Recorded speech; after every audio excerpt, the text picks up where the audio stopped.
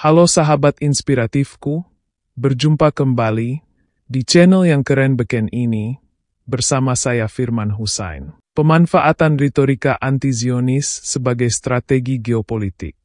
Setelah revolusi Islam 1979, Iran mengadopsi pendekatan ideologis yang kuat, mengecam Israel sebagai simbol kezaliman dan kolonialisme. Bagi rezim baru Iran yang Syiah, dukungan untuk kelompok perlawanan Palestina seperti Hamas, serta Hizbullah di Lebanon, menjadi instrumen utama dalam strategi melawan Israel. Langkah ini tidak hanya memperkuat posisi Iran di Timur Tengah sebagai pemimpin perlawanan anti-Zionis, tetapi juga memperluas pengaruhnya dalam komunitas Syiah di wilayah-wilayah Arab yang selama ini didominasi Sunni. Di sisi lain, retorika anti-Zionis juga dijadikan alat dalam membangun dukungan domestik. Mengangkat isu Palestina dan perlawanan terhadap Israel memungkinkan pemerintah Iran untuk meredam kritik internal dan memusatkan perhatian rakyat pada musuh eksternal. Isu ini menjadi bagian dari propaganda nasional, sering digunakan untuk meneguhkan identitas revolusi Islam yang diklaim sebagai perlawanan terhadap imperialisme global. Peran kelompok Syiah Iran dalam konflik proksi. Dalam beberapa dekade terakhir, hubungan antara Iran dan kelompok-kelompok Syiah di kawasan, terutama Hizbullah di Lebanon dan kelompok Houthi di Yaman, memperlihatkan penggunaan konflik proksi untuk memengaruhi dinamika regional, termasuk konflik dengan Israel.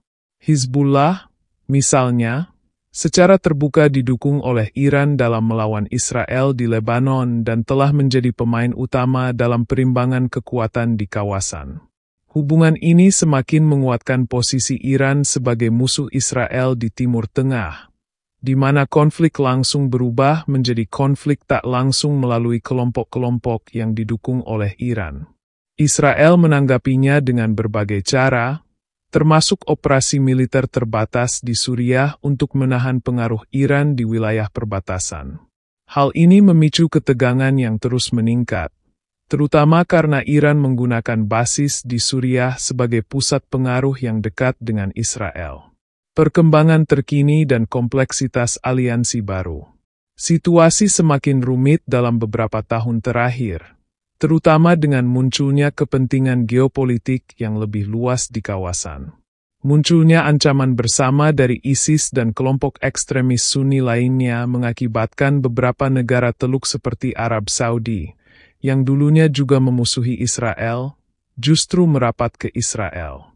Sementara itu, Iran yang berbasis ideologi Syiah semakin terisolasi dan menggunakan posisinya dalam melawan Zionisme sebagai alat untuk memperkuat pengaruhnya, meski kini tantangannya berbeda. Disinilah terlihat bahwa meski Iran dan Israel secara terbuka bermusuhan, ada kepentingan-kepentingan pragmatis di balik layar yang seringkali tidak terlihat. Misalnya, kedua negara menghadapi tantangan yang sama dari kelompok-kelompok Sunni ekstremis. Meski tidak ada aliansi langsung, beberapa analis menyatakan bahwa kedua negara memiliki kepentingan bersama dalam memastikan stabilitas di kawasan dan mencegah penguasaan ekstremis Sunni. Kesimpulan sementara, hubungan antara Zionis Yahudi, yang diwakili oleh Israel, dan sekte Syiah Iran dapat dilihat dari berbagai perspektif. Meski secara ideologis terlihat bertentangan, realitasnya jauh lebih kompleks. Iran menggunakan retorika anti-Zionis sebagai alat untuk memperkuat pengaruhnya dan memperkokoh posisi ideologis domestik. Sedangkan Israel melihat Iran sebagai ancaman utama di kawasan karena dukungannya terhadap kelompok-kelompok Syiah yang menjadi ancaman langsung di perbatasan. Hubungan ini adalah campuran antara ideologi, strategi politik, dan kepentingan keamanan yang berubah-ubah sesuai konteks. Ke depan, pertanyaannya adalah apakah perubahan dinamika regional yang melibatkan negara-negara Sunni Arab dapat mendorong Iran dan Israel untuk mempertimbangkan posisi yang berbeda dalam menghadapi tantangan bersama atau apakah konflik ini akan terus berkepanjangan.